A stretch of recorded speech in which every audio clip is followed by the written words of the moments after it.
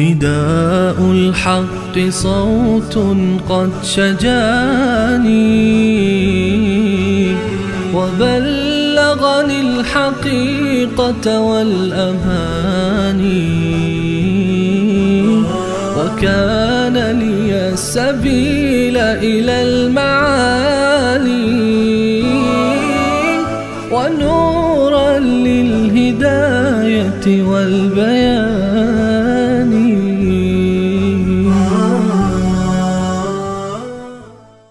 أعوذ بالله من الشيطان الرجيم. بسم الله الرحمن الرحیم. الله می فرماید اولم یسیروا فی الارض، آیا اینها سیر نمی کنند در زمین؟ فینظروا، غرض سیر بنویس، اولم یسیروا بنویس تخفیف دنیوی. فینظروا کیف کان عاقبة الذین کانوا من قبلهم، ببینند تماشا کنند چگونه شد عاقبت کسانی که قبل از اینها بودند. بنویسه به سبب کفر و شرک، یعنی برید بگردید تماشا بکنید عاقبت و انجام انسانهایی که قبل از شما بودند به عذاب گرفتار شدند، ببینید چی شد، ببینید چیکار شدند. کیف کان عاقبت الذین کانوا من قبلهم، اونهایی که قبل از اینها بودند. کانو، خب اینجا چند تا شبهه هست. شاید مشرکین مکه بگن که خب اونها زود نابود شدند چون که اونها قدرتی نداشتند، ما قدرت بدنی داریم، ما همه پهلوان جنگجو. الله تعالی این شبهه را ازاله می فرماید. کانو هم اشد منهم قوه، اونها از نظر قوت از اینها شدیدتر و قویتر بودند. خب شاید اونها مال نداشتند، امکانات نداشتند، ما زیاد داریم. این شبهه دوم، این جواب شبهه دوم است. و آثارا فی الارض، از نظر آثار در زمین یعنی مال و قلعه و باغ اونها بیشتر داشتند و پس اونها هیچ کمی نسبت به اینها نداشتند. با وجود اینکه همه چیز داشتند، فاخذهم الله بذنوبهم، الله عزوجل آنها را مؤاخذه کرد به سبب گناهانشون. بذنوبهم با سببی هست. و ما کان لهم من الله من واق، این نفی شفاعت قهری و نفی مختاریت معبودان باطله هست. الله می فرماید نبود برای آنها من الله ای من عذاب الله، از عذاب خدا هیچ حفاظت کننده ای. الذی یقیهم، اونی که حفاظتش بکند نبود. خب مگه کی حفاظت میکند؟ اونها که میگفتند ما خدایان را عبادت میکنیم که اگر برای ما مشکلی پیش آمد خدایان مشکل ما را حل کند. اینجا خدا اشاره میکنه خدایان نکردند. در آیه دیگه هست فما اغنت عنهم آلهتهم التي يدعون من دون الله من شيء لما جاء امر ربک، وقتی که امر پروردگار آمد، عذاب خدا در دنیا آمد، معبودان نتوانستند کاری بکنند. معبودانی که در طول حیات اینها برای اونها شتر میکشتند، برای خوشنودی اونها گوسفند میکشتند و میگفتند اگر بر ما مصیبتی بیاید مصیبت را از ما دفع میکند. الله میفرماید که فما اغنت عنهم آلهتهم التي يدعون من دون الله من شيء، این آلهه‌ای که غیر از خدا میخواندند این آلهه برای اونها مفید ثابت نشدند. این در سوره هود بود. در سوره احقاف الله تعالی میفرماید فلولا نصرهم الذين اتخذوا من دون الله قربانا آلهه، اینهایی که اینها به منظور تقرب اونها را انتخاب کردند و پسندیدند بغیر از الله، چرا یاریشون نکردند؟ فلولا نصرهم، چرا یاریشون نکردند؟ پس منظور از این و ما کان لهم من الله من واق چی بود؟ آلهه، خدایان. آلهه نتوانستند کاری بکنند. خب خداوند فرمود فاخذهم الله بذنوبهم. خدا چرا مؤاخذهشون کرد؟ به سبب گناهان، ذنوب. الان تفصیل ذنوب، ذالک بانهم، بنویسید تفصیل ذنوب. گناه چطور بود؟ چی کردن؟ الله می فرماید ذالک بانهم كانت تأتیهم رسلهم بالبینات. به سبب این بود که رسل می آمدن پیش آنها با بینات، با دلائل، دلائل معجزات آوردند. فکفروا، بعد از رؤیت بینات بنویسید فکفروا، بعد از رؤیت بینات چی کردند؟ کفر کردند. فاخذهم الله، بنویسید بعد مجیء الرسل. لذا کفر که کردن پیامبران رفتند، خدا اونها را مؤاخذه کرد. انه قوی شدید العقاب، همانا الله تعالی قوی هست، قدرتمند هست و سخت عذاب میدهد. لذا الله تعالی اونها را سخت مؤاخذه کرد. ولقد ارسلنا موسی بآیاتنا و سلطان مبین.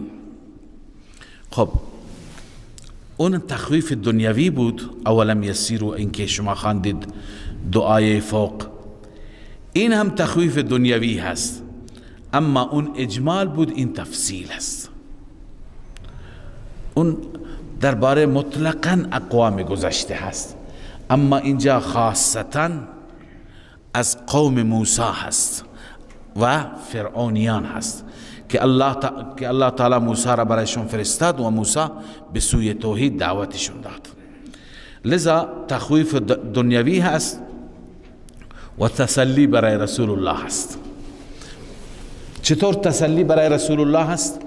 که ببین ای پیغمبر من، موسی هم مثل تو آمد، قوم انکار کردند، چنانچه این قوم انکار میکنند. لذا اگر به انکار ادامه بدهند، همونطوری که فرعون را خدا چی کرد؟ فرعونیان را هلاک کرد، اینها را هم الله تعالی هلاک میکند. لذا الله می فرماید ولقد ارسلنا موسی بآیاتنا، همانا ما فرستادیم موسی را با آیات خودمان، و سلطان مبین، با سلطان مبین یعنی معجزات ظاهر. موسی با معجزه آمد. الى فرعون و هامان و قارون، بسوی فرعون و هامان و قارون آمد. فقالوا ساحر کذاب، آنها چی گفتند؟ در رابطه با معجزات بنویسید ساحر کذاب، چونکه معجزه ظاهر کرد گفتند ساحر است، نبوت را ادعا کرد گفتند کذاب است. متوجه شدید؟ ساحر مربوط به چی هست؟ معجزه. کذاب مربوط به چی هست؟ ادعای پیامبری. خب بعضی اشکالات هستن، بعضی مستشرقین و بعضی یهودی ها و یهود صفت ها میکنند، میگویند که خطاهای قرآن را العیاذ بالله میشمارند. میگویند ما در تاریخ داریم که در تاریخ هم هست، در تورات هم هست که هامان چندین سال، چندین قرن بعد از فرعون بوده.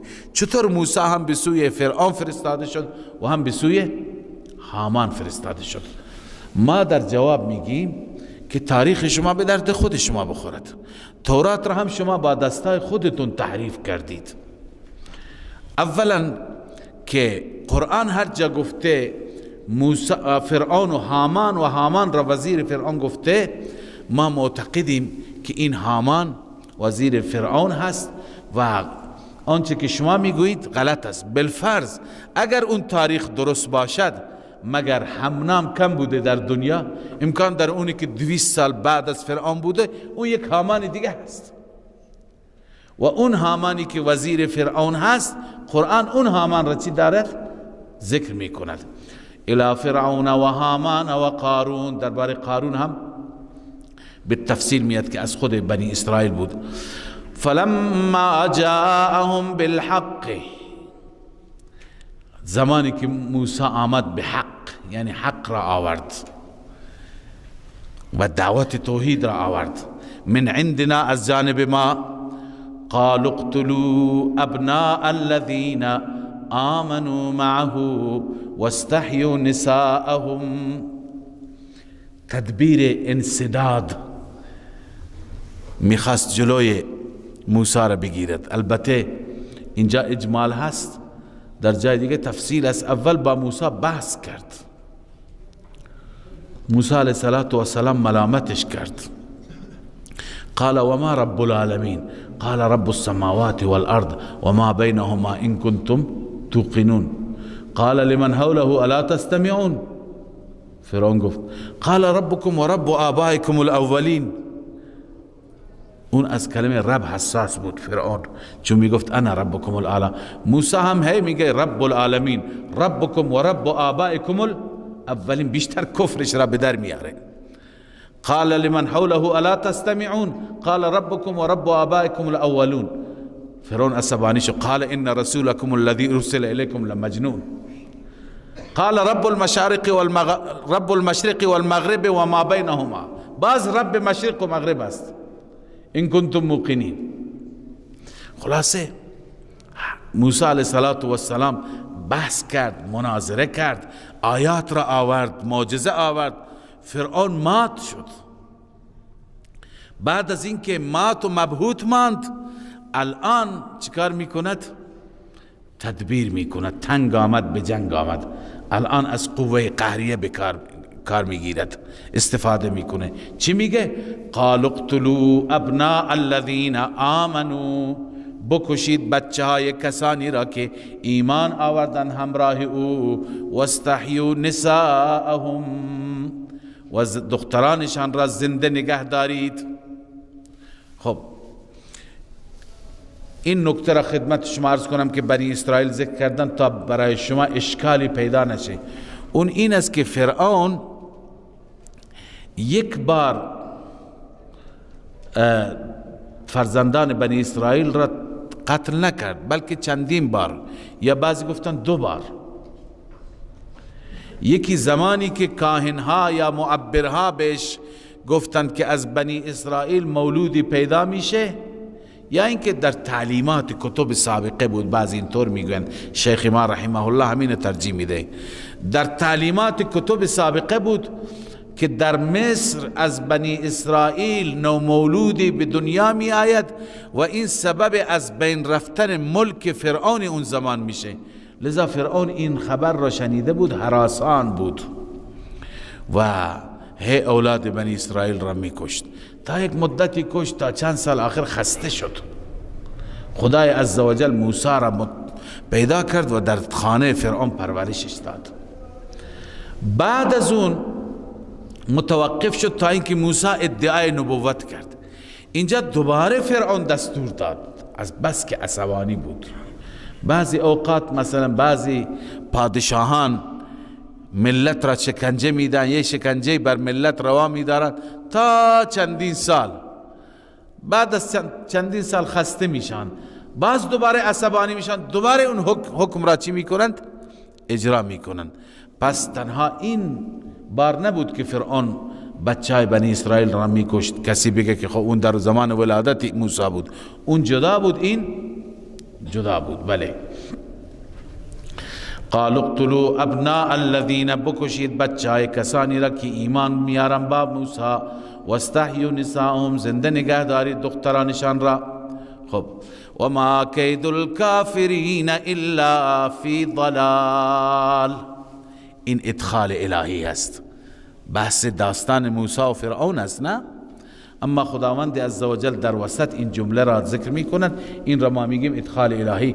خدمت شما دیروز عرض کردم که ادخال الهی در جواب سؤالی است. این و ما کید الکافرین الا فی ضلال الان جواب سؤال مقدر است. سؤال اینه که فرعون وقتی که دستور داد بچه ها را بکشند، این همه تهدید کرد، آیا مفید شد این تدبیرش؟ فایده داشت؟ جلوگیری شد؟ الله میگه و ما کید الکافرین الا فی ضلال. کید کافران نیست، یعنی مکر و توطئه‌ای که کافران میکنند این توطئه نخواهد بود الا فی ضلال. فی ضلال اینجا به معنی بیفایده، ضلال گمراهی است نه، ولی به معنی بیفایده است اینجا، یعنی این توطئهش بیفایده. هر چی کشت موسی و کسانی که به موسی ایمان می آوردند روز به روز بیشتر می شدند، کمتر نمی شدند. حق وقتی که نور حق از یک جای شروع بکند، هر چی که دشمنان جلوش را بگیرند نمی توانند بگیرند.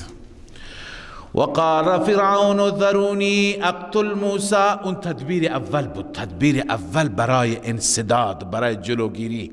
این تدبیر دوم است. الله می فرماید وقال فرعون گفت ذرونی اقتل موسی، من بگذارید من موسی را می کشم، بکشمش.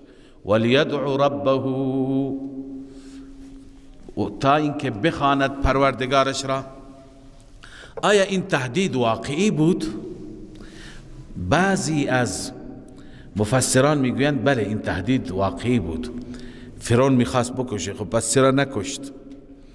به خاطر اینکه ملأ و درباریان و مشاوران دستور مشوره دادند، گفتم موسی را میکشی چه فایده تو کشتنش هست؟ برای تو بده. یک آدم با این قدرت، با این دبدبه، موسی چی میتونه بکنه؟ یک آدم بیدفاع بدون اسلحه بعداً برای ما از نظر نام و این قدرت و سلطنتی که داریم خوب نخواهد بود. دیگه تقدیر الهی بود که به موسی تعرض نکند. مشاوران این گونه دستور دادند. پس بنابراین ذرونی اقتل موسی، این تهدید حقیقی هست طبق این تفسیر. اما یه تفسیر دیگری هست که بعضی مفسرین گفتند که این که فرعون گفت ذرونی اقتل موسی این واقعی نبود، از ته دل نبود، چون فرعون معجزات را دیده بود، میخواست به نوعی دعوت موسی بی اثر بشه، اما جرأت نمیکرد تعرض بکنه، میترسی بلای سر من نیاد. لذا اینها در واقع به تعبیر محلی و ساده ما بلوف بود، جرأت نداشت. چنانچه غالبا آلوسی هست یا یکی از مفسرین دیگه نوشته که قتاده گفته یبول کما یبول الحمار، حمار چطور ادرار می کند، یعنی از ترس خیس می کرد، می ترسید فرعون. لذا جرأت نکرد که دست بزنه به موسی، ولی می ترسون تا اینکه اطرافیان بترسند، تا اینکه دعوت موسی را کسی نپذیرد. پس بنابراین تفسیر دوم این به ظاهر بود، حقیقت نبود. وقال فرعون ذرونی اقتل موسی، بذارید مرا بکشم موسی را، ولیدعو ربه، ربش را بخواند، از ربش کمک بگیرد. چرا این کار را میخوام بکنم؟ انی اخاف ان یبدل دینکم او ان یظهر فی الارض الفساد. از دو انقلاب من میترسم، یکی انقلاب دینی و مذهبی، یکی انقلاب سیاسی. انی اخاف ان یبدل دینکم، دین شما را عوض نکند. این هست انقلاب چی؟ دینی. او ان یظهر فی الارض الفساد، یا اینکه در زمین فساد بپا نکند. خب در زمین فساد بپا کند یعنی چه؟ خب مسلمه وقتی که به موسی ایمان بیاورند مخالف فرعون میشن، مخالف فرعون بشن حکومت را از فرعون میگیرن. این گرفتن حکومت را تعبیر میکنه به چی؟ به عرض کنم فساد.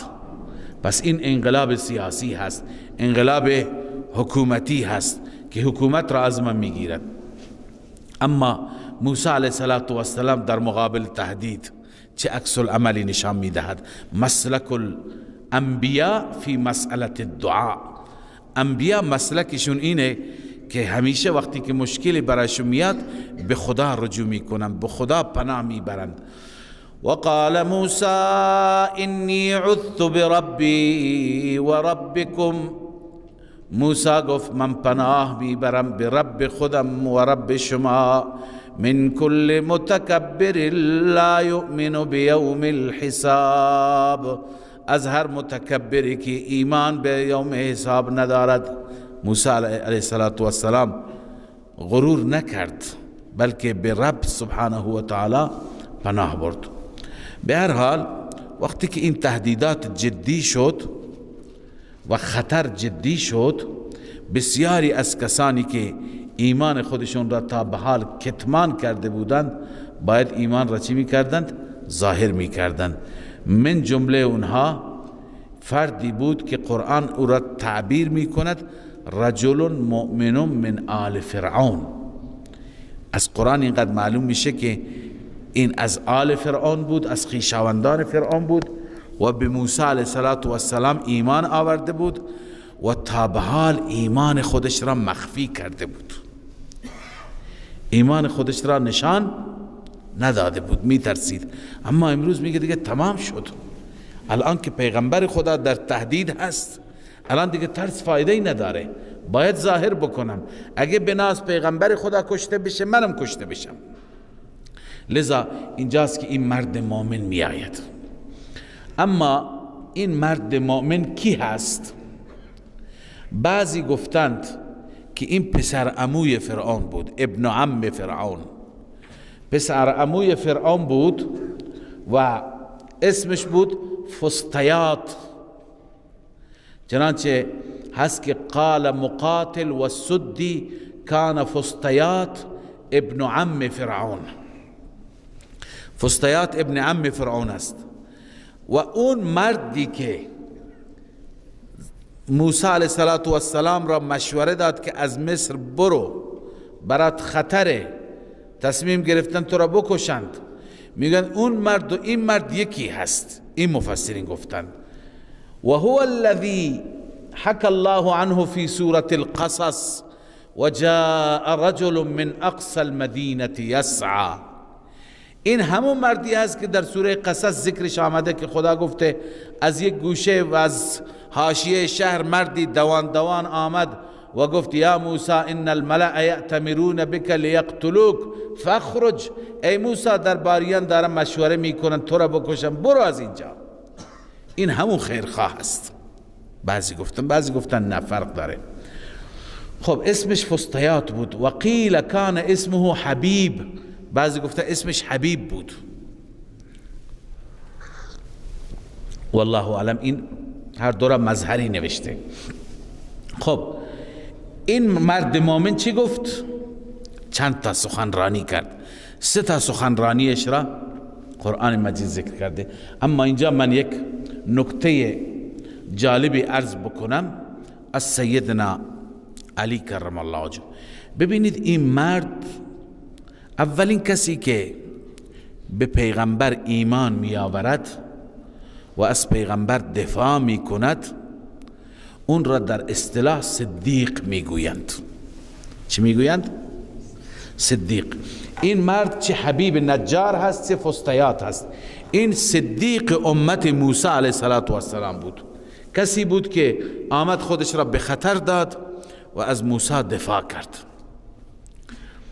یک صدیق اینه، یک صدیق امت ما دارد حضرت ابوبکر صدیق رضی الله تعالی عنه. حضرت علی کرم الله وجهه یک مقایسه بین این دو صدیق می کند که از این دو صدیق کدوم افضل تر بود. این سخن علی هست. در ازالت الخفاء شاه ولی الله رحمه الله نقل کرده. علی می گوید که صدیق امت ما از صدیق امت موسوی افضل تر هست، بهتر هست. چرا؟ چون که اون صدیق ابتداعا ایمان خودش را مخفی کرد. صدیق امت ما از روز اول مخفی نکرد. از روز اول مخفی نکرد. از روز اول هر چی که مال داشت در اختیار گذاشت، غلامها را خرید آزاد کرد. هر چی که 40,000 درهم داشت همه را غلام خرید. 6,000 درهم را گذاشت برای خودش و برای رسول الله خرج سفر هجرت کرد. شتر خرید و خرج سفر هجرت کرد. یعنی هر چی سرمایه داشت از روز اول در دفاع از رسول الله و از اسلام صرف کرد. و دیگه این که از روز اول کتک خورد، هر روز چنان کتک میخورد که از حال میرفت، بیهوش میشد، بدنش خونالود میشد. تا بیهوش میآمد میگفت پیامبر خدا کجاست؟ غذا بهش میدادم میگفت نمیخورم تا زمانی که نبینم. لذا این فضائل را حضرت علی هم اینطور نمیگه، تعارف ندارد. حضرت علی دیده واقعیت ها را که میگه. لذا علی کرم الله وجهه میگوید که صدیق امت ما از صدیق امت موسی چی هست؟ افضل تر است. ببینید درباره اون الله چی میگوید؟ وقال رجل مؤمن من آل فرعون یکتم ایمانه. مرد مؤمنی گفت از آل فرعون، چنان مرد مؤمنی که یکتم ایمانه، ایمان خودش را مخفی می کرد، سخنرانی کرد. سخنرانی اول: اتقتلون رجلا ان یقول ربی الله. آیا شما می کشید مردی را به این جرم، به این گناه که میگوید رب من الله است؟ فرعون را به عنوان الله قبول ندارد، میگه رب من الله است. اینجا تفسیر جلالین گفته ان یقول ای لان یقول، چون که میگوید رب من الله است به این خاطر میکشید. وقد جاءكم بالبينات من ربكم، در حالی که برای این مدعا بینه هم آورده، دلیل هم آورده، دلائلی که از جانب پروردگار هست پیش شما آورده. و این یکو کاذبا فعلیه کذبه و این یکو صادقا یصبکم بعض الذی یعدکم. بالفرض اگر کاذب باشد، اگر خلاف بگوید، فعلیه کذبه، کذبش، دروغش به خودش برمیگردد، ضرر را خودش میکند. کسی که بر خدا افترا بگوید خیلی خطرناک است، خیلی آسیب میبیند. لذا به شما چه؟ اما بترسید که اگر راستگو باشد اون چه که وعده میدهد یعنی عذاب برای شما می آید، گرفتار می شوید. لذا الله می فرماید و این یکو کاذبا، اگر کاذب باشد فعلیه کذبه، کذبش به خودش برمیگردد. و این یکو صادقا، اگر صادق باشد یصبکم بعض الذی یعدکم، میرسد بعضی آنچه که به شما وعده می کند یعنی عذاب. انا قد اوحی الینا ان العذاب على من کذب و تولی. وحی شده به ما که عذاب بر کسی که تکذیب کند و پشت بدهد. خب ان الله لا یهدی من هو مسرف کذاب. دیروز که اصطلاحات را میخواندیم خدمت شما عرض کردم، یکی از اصطلاحات از ادخال الهی، همین مثال عرض کردم. گرچه بعضی گفتن ان الله لا یهدی هم حکایت از مرد مؤمن است، اینم جز وعظ او هست، جز سخنرانی او هست. اما بعضی میگویند که این ادخال الهی هست، این درجی هست که خدای تعالی در وسط کلام این را چی میکند؟ قرار میدهد و این جمله را گذاشته. این جمله در واقع سوال مقدر هست. سوال اینه که چه تبلیغ بلیغی کرد، چه موعظه جالبی کرد، آیا مفید واقع نشد؟ آیا فرعونیان متذکر نشدند؟ الله می فرماید نه. چرا؟ ان الله لا یهدی من هو کاذب کفار. خداوند هدایت نمی کند هر اون انسانی که مسرف باشد. مسرف تفسیر جلالین گفته مشرک، مسرفون ای مشرکون، اون کسی که به خدا شرک بکند و با وجود این شرک کذاب، دروغگو، خیلی دروغ میگه. لذا چنین دروغگوی مشرک قابل هدایت نیست. بله، تفسیر روح المانی گفته انه لو کان مسرفا، اگر مشرک باشد و کذاب باشد، لما هداه الله تعالی الى البینات، خداوند او را به سوی بینات و دلائل راهنمایی نمی کند، ولما عضده بتلك المعجزات، با این معجزات تقویتش.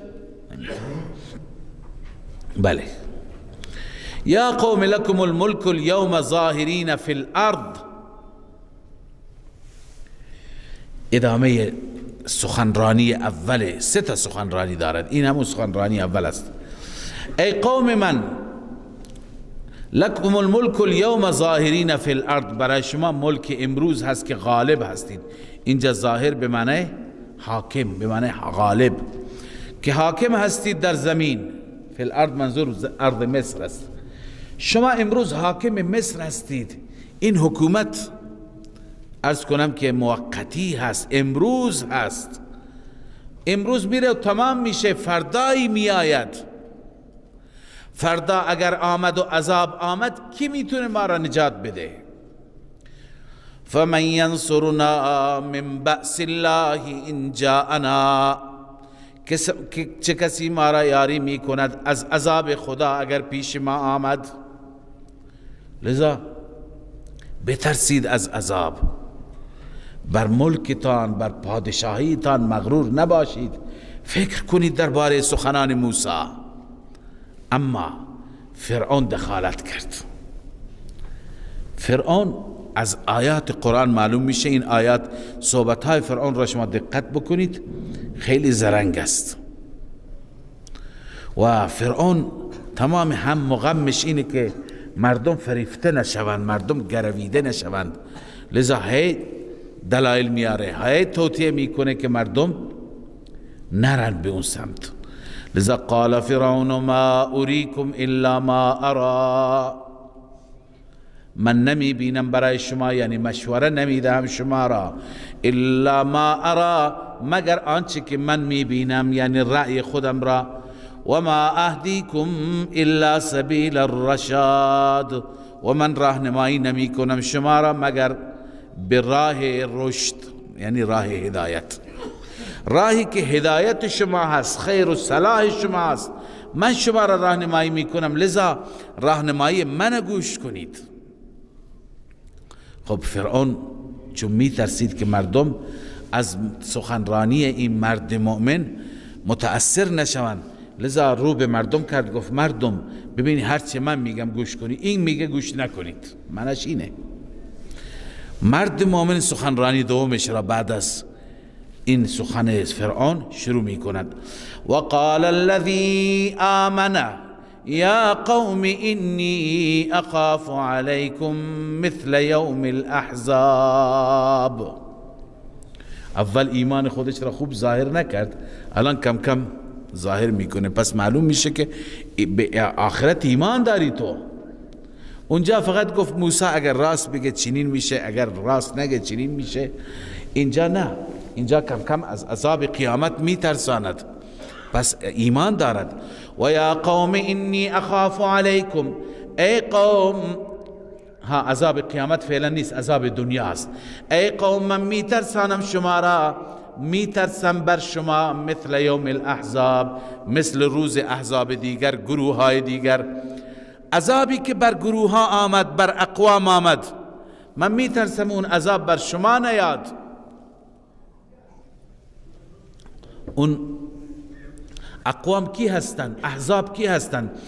مثل دأب قوم نوح و عاد و ثمود والذین من بعدهم، یعنی حال قوم نوح، قوم ثمود، قوم عاد و کسانی که بعد از اونها بودند، یعنی قوم لوط. من میترسم اون روزها را برای شما. پس از عذاب دنیا فعلا میترساند، بعدا از عذاب آخرت در سخنرانی سوم. لذا میترسم برای شما اون روزهای سخت نیایند. خب و ما الله یرید ظلما للعباد باز هم ادخال الهی هست یا موعظه، ادامه موعظه مرد مومن است. اگر ادخال الهی باشد بازم جواب سوالی که شاید در اذهان شما هم بیاد اینه که خدای تعالی این همه انسانها را هلاک و نابود کرد، در طوفان نوح چقدر انسان، در غرق فرعون، اینجا که خب بحث غرق فرعون نیست، در قوم عاد، در قوم ثمود چقدر انسان با باد و با زلزله و با صاعقه هلاک شدند، این ظلم نیست؟ الله میگه نه، و ما الله یرید ظلما للعباد. خداوند اراده ظلم برای بندگان را ندارد، اونها خودشون بر خودشون ظلم کردند که قبول نکردند. خب و یا قوم انی اخاف علیکم یوم التناد، اون عذاب دنیا بود، این عذاب آخرت. مرد مومن به قوم خودش میگه من هم از عذاب دنیا برای شما میترسم که به عذاب دنیا گرفتار بشید، هم به عذاب آخرت. یوم التناد، روز آخرت را میگن روز تناد. تناد از ندا هست، باب تفاعل هست، ندا از طرفین، یعنی هر یکی دیگری را صدا میزند. یوم التناد یعنی چی؟ یعنی ندا کردن هم دیگر. چرا میگن ندا کردن هم دیگر؟ خب چند علت میتونه داشته باشه، چند دلیل میتونه داشته باشه. یوم التناد اول ندای نافخ، اول ندای چی؟ نافخ. نافخ یعنی اون کسی که نفخه را میزنن، اسرافیل. اون روز ندا هست، چون اسرافیل در اون میدان میگه بیایید به طرف میدان، بیایید به طرف محشر.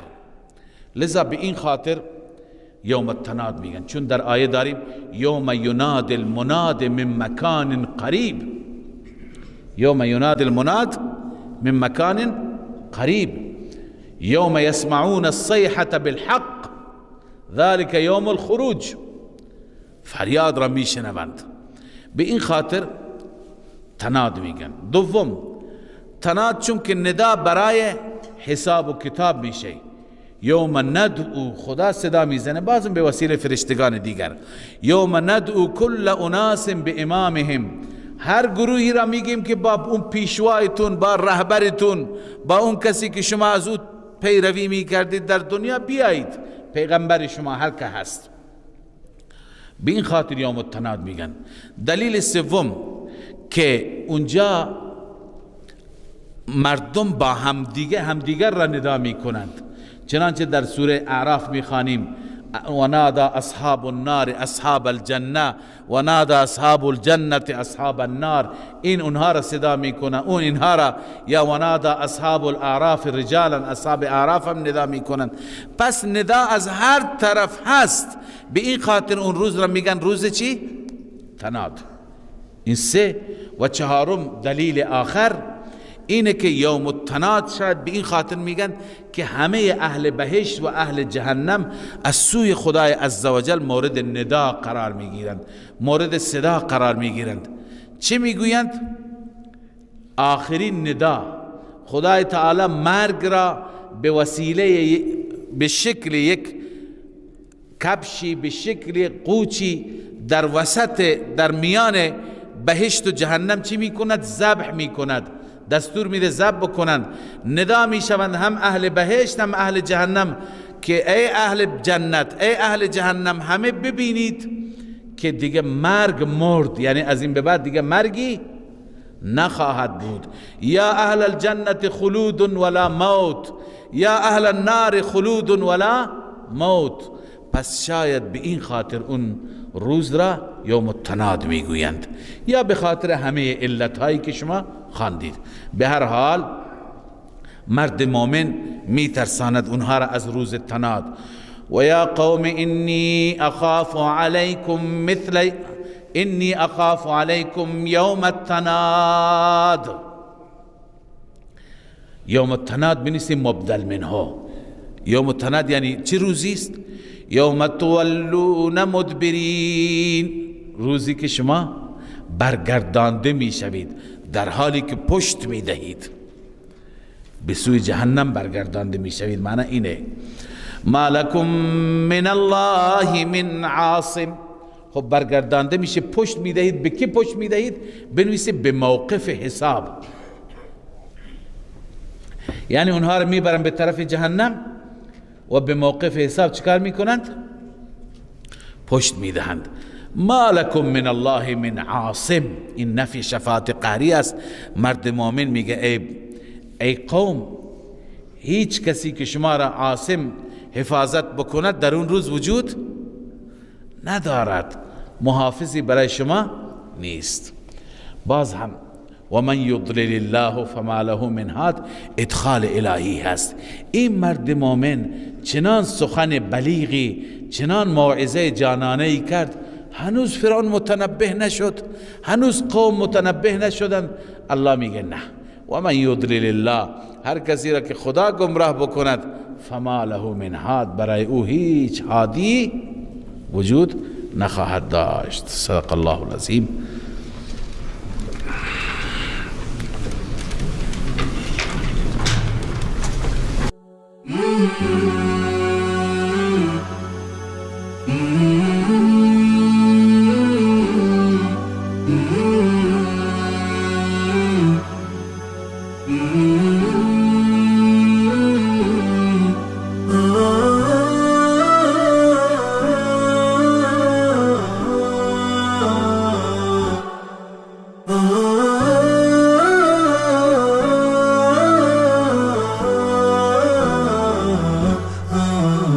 نداء الحق صوت قد شجاني